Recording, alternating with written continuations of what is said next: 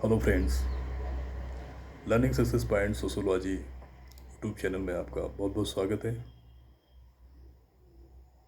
आज हम जो हमारा आज वीडियो लेक्चर है वो हीगल के द्वंद्वात्मक आदर्शवाद सिद्धांत की बारे में चर्चा करेंगे, क्योंकि सोशोलॉजी में हीगल कहीं ना कहीं हीगल मैंने कहा कि जो कार्ल मार्क्स थे वो हीगल की जो दार्शनिक विचारधारा थे या उनकी विचारधारा से बहुत ज़्यादा प्रभावित थे। तो कार्ल मार्क्स के सिद्धांत से पहले हम हीगल और फ्यूरोबेक दो ऐसे दार्शनिक हैं जिनके हम विचारधारा के बारे में जानने का प्रयास करेंगे कि उन्होंने किस प्रकार समाजशास्त्र में अपने मत दिए हैं। तो आइए हम सब हेगल के बारे में जानने का प्रयास करते हैं। हेगल ने दर्शन शास्त्र में अपने द्वंद्वात्मक आदर्शवाद की व्याख्या करते हुए कहते हैं कि संपूर्ण जगत एक निरपेक्ष विचार की उपज या प्रतिछाया है। वो कहते हैं कि संपूर्ण जगत एक निरपेक्ष विचार की उपज या प्रतिछाया है। जब विचारों में परिवर्तन आता है तो संपूर्ण संसार में भी परिवर्तन आता है। वो कहते हैं कि जब विचारों में परिवर्तन आता है तो संपूर्ण जगत में भी परिवर्तन आता है और विचारों में परिवर्तन द्वंद्ववाद के माध्यम से आता है।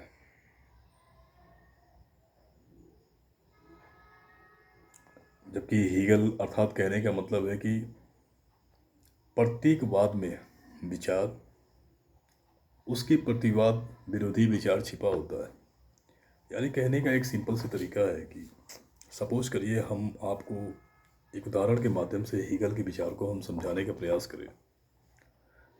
पूरा जो विश्व है, जो संसार है वो एक यूनिवर्स है। उस संसार जो है वो यूनिवर्स है और उस संसार में व्यक्ति रहते हैं।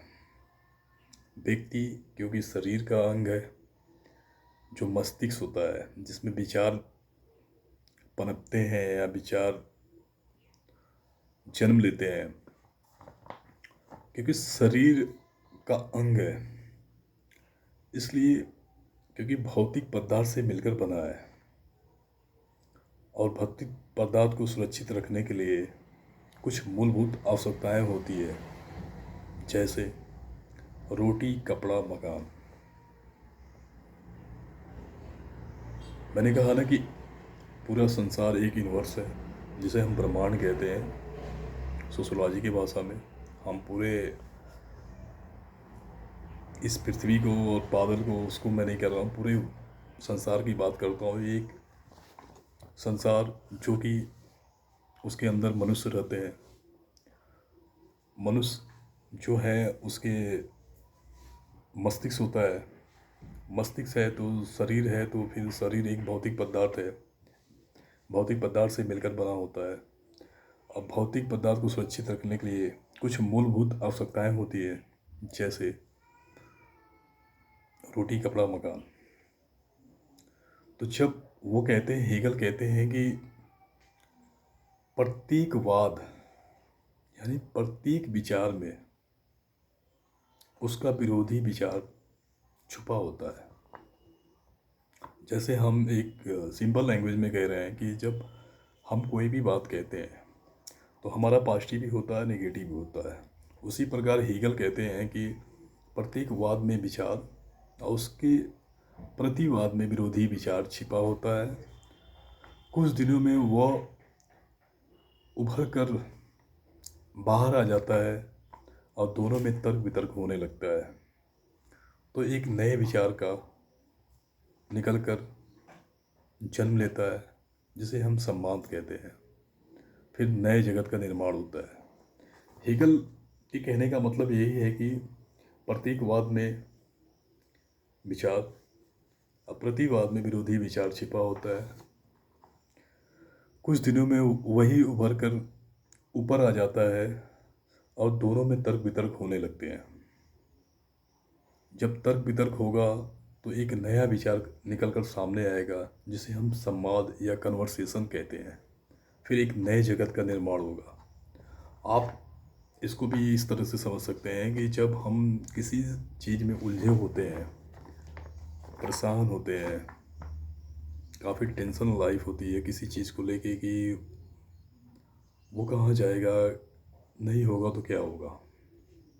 सपोज करिए कि आप कंपटीटर हैं, आपको सिलेबस को भी पढ़ना है और एग्ज़ाम भी देना है, फाइट भी करना है। अगर आपको डर भी लगता है कि अगर एग्ज़ाम देने जाता हूँ पता नहीं कितना क्वेश्चन करके आता हूँ, सिलेक्शन होगा या नहीं होगा, आपस में लड़ते रहते हैं।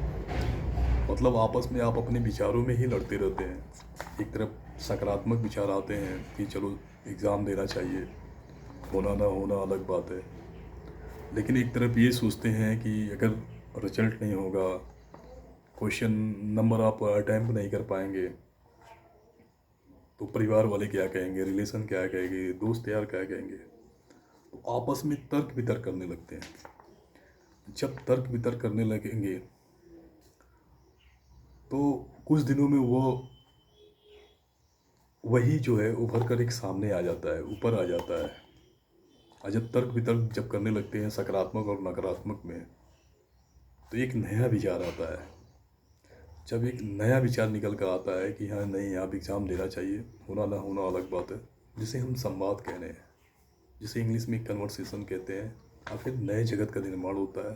तो नए जगत का मतलब, अगर सपोज करिए कि आप ही हैं, सिलेक्शन हो गया, बी पॉजिटिव, आप 100% पॉजिटिव है और सिलेक्शन हो गया, तो फिर आप खुद एक सोसाइटी का निर्माण करते हैं।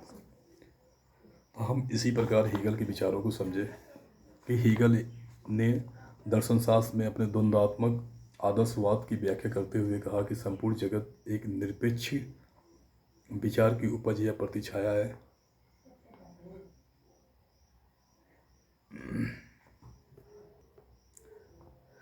इनके अनुसार जब विचारों में परिवर्तन आता है तो संपूर्ण जगत में भी परिवर्तन आता है। और विचारों में जो परिवर्तन होता है वो द्वंद्ववाद के माध्यम से आता है।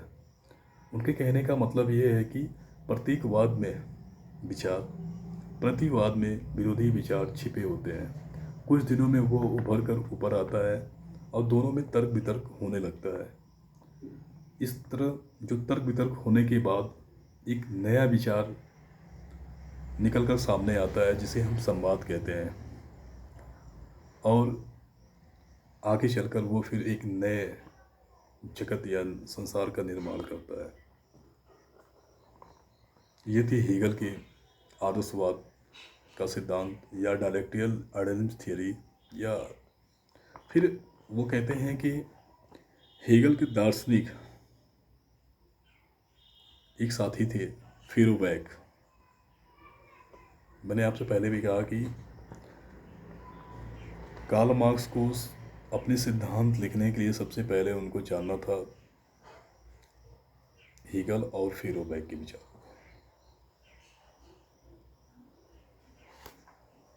तो ये चीज़ थी